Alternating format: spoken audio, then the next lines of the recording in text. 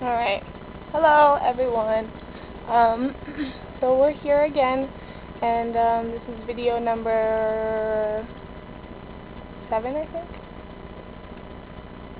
What does it say? 7. Anyways, so, obviously, a lot of points came up yesterday, that were pretty interesting to look at. Some were more obvious than others as far as this point of inferiority, which really is insecurity. Well, it's inferiority. I experience it as insecurity, as being less than, not good enough, all that stuff that goes with it. And this has been within me for a while as far as I've been aware of it.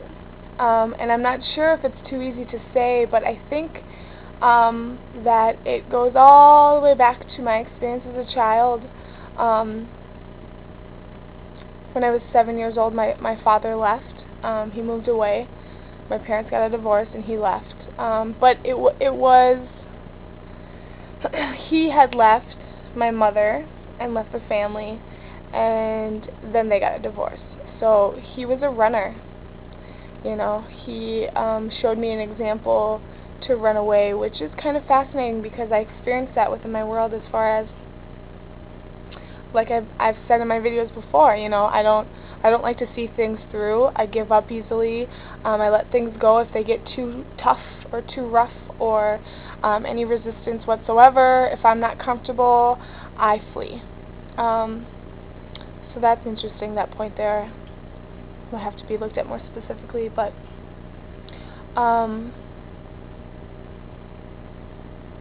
yeah, that's kind of fascinating, you know, the fact that who I am, who I was meant to be in this world, what I was programmed to be in this world, are copies of my parents. And I see that so obviously in my world. You know, with my father leaving, I had seen an example of running away from your responsibilities. Within my mother, that's a whole nother video. But we'll just talk a little bit about my experience with my dad. So, I was 7 when he left, and at the time, obviously I was a child. I was a child, innocent in my expression. I didn't know any better. And, you know, this figure in my life that I had known since the day I came into this world, who I adored so much, left. I didn't say goodbye, and during that time, I experienced a lot of sadness. I can't say for sure. I'm not completely aware. One thing I do remember clearly, after he had left, you know, my mom would always bathe us in the evenings, and I would go to my room and I would change, and that's when I would sit and cry. Every night after my bath, I would sit and cry for my dad because I missed him and I didn't understand, and I was just a child. I didn't know any better, and I knew that I didn't want my mom to see me. I knew that this moment that I had with my own tears about my father, I wanted to keep by myself. I wanted to keep it to myself. It was like all that I had left of him, and it's sad to think about now. But as I got older, 9, 10, 11, 12 years old, I suppressed it pretty much. I put it away a lot. You know, my mom said that she had placed us in counseling. I don't remember that at an early age. But once I got into my high school years, my teenage years, I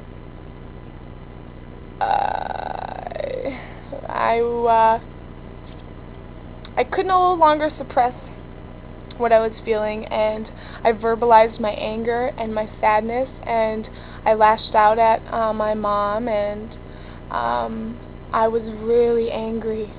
You know, that sense of abandonment, and all stems from, an innocent child experience. This child had, I placed a lot of responsibility on me. I said to myself, what did I do wrong? Why didn't he love me? Was I not good enough? Which, in this world, it's common for one parent to leave the mother or the father. It's common, broken families and all that. So I knew I was working with feelings of abandonment and rejection and all that. In high school, I expressed it a lot in writing. Well, not at first. At first, it came out very in a negative tone. I was into the party scene, and school was irrelevant to me, and I was basically all about the social scene of high school. And it got to the point where I dropped out of high school, and I went to treatment and finished high school in a sober school. And well, before that, I had dropped out of school. I was big into partying, drinking. I never did any drugs. I've never done any hallucinogens. No drugs. I smoked a lot of pot, and I still do on occasion. It's definitely not a problem as it was. I don't abuse it. But after I had dropped out and I was really heavy into this party scene, my mom placed me in counseling, and the one topic we talked about was my father and what had happened and him leaving. And I should say that he was in and out within my life, and I had always said, it would have been easier if he had just left and that was it.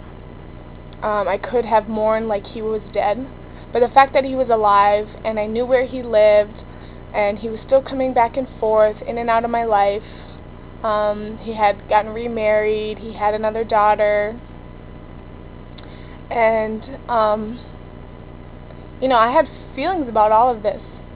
When I was in counseling in high school, it came out a lot, and when I was saying in my other video that I was an emotional wreck, it was like I would walk into the counselor's into my therapist's office. I would sit down, she would say, "How are you?" and immediately like I couldn't talk without, my voice would be, I would talk to my tears. This is all I did. It was so dramatic.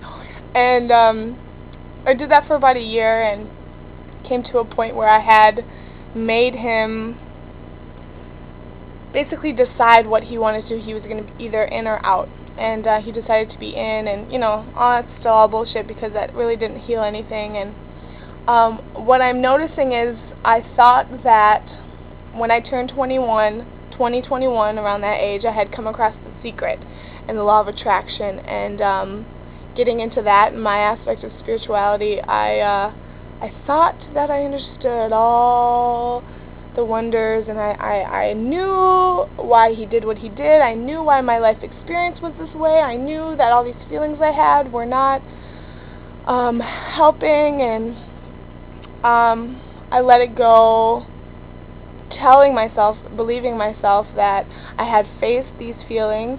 I let them go. I sent them out of me, and they were no longer in me. And that's obviously bullshit, because I'm still working from this point of insecurity and abandonment. I don't want to let people in because I fear losing people.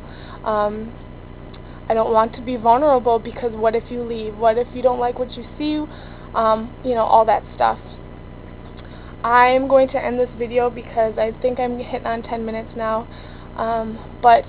So yeah, it's interesting. I'm working with this point of abandonment and